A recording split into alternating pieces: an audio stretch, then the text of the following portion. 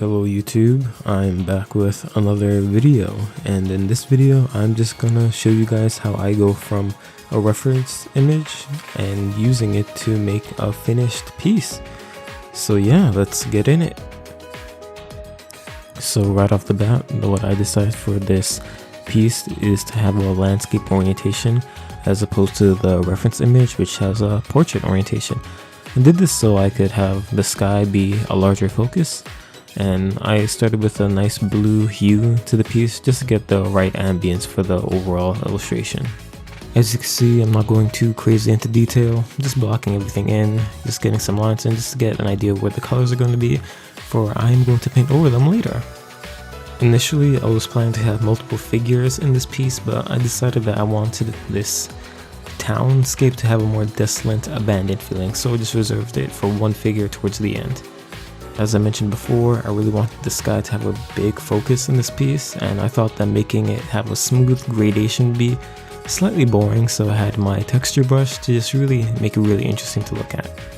I block in the shape for the buildings and colored in the ground, and from there I can start painting over and adding some more details.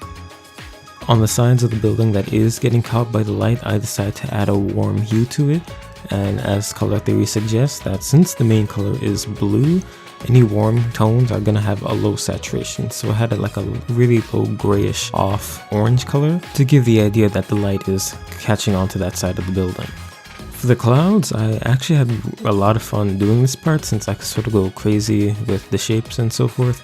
As per my style, it's pretty messy and painterly, so I decided to go a bit crazy with it. But like an idiot, I did it on the wrong layer, so I decided to put the clouds away to focus back on the building so I could clean some things up.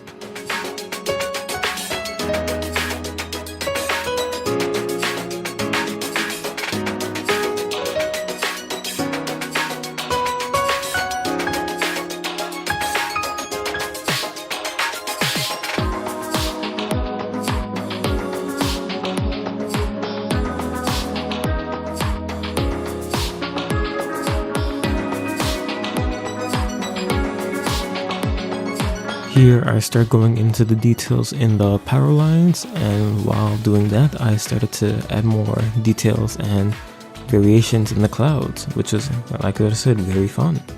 I was able to add crazy shapes, lots of textures, give it a real abstract feeling to it.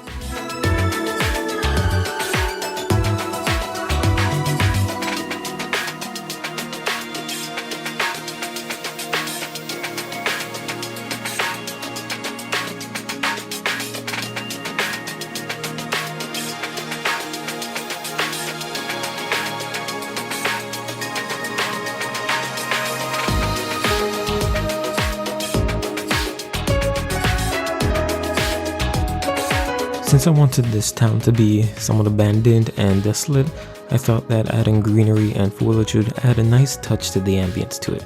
So I decided to add some vines, grass on the ground, just spread out, just get that aged and eroded feeling to it.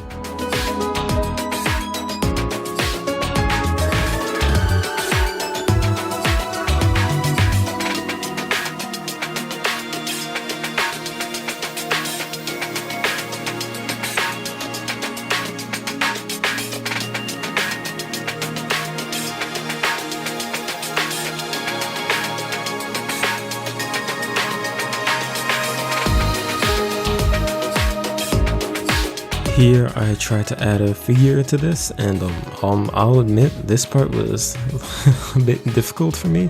I didn't want the figure to, be somewhat out of place in this, and I'm trying to make it scale to the rest of the buildings in relation to it, so I decided to push it very far into the distance and try to make it blend in as smoothly as possible. I was thinking maybe I don't need the figure, but I wanted to add at least someone into this landscape, so I eventually did. And yeah, I decided to wrap up by doing some slight color corrections, checking the values and contrast, and yeah, that's it. Hope you liked the video. Like, share, and subscribe if you want, and I'll see you in the next one.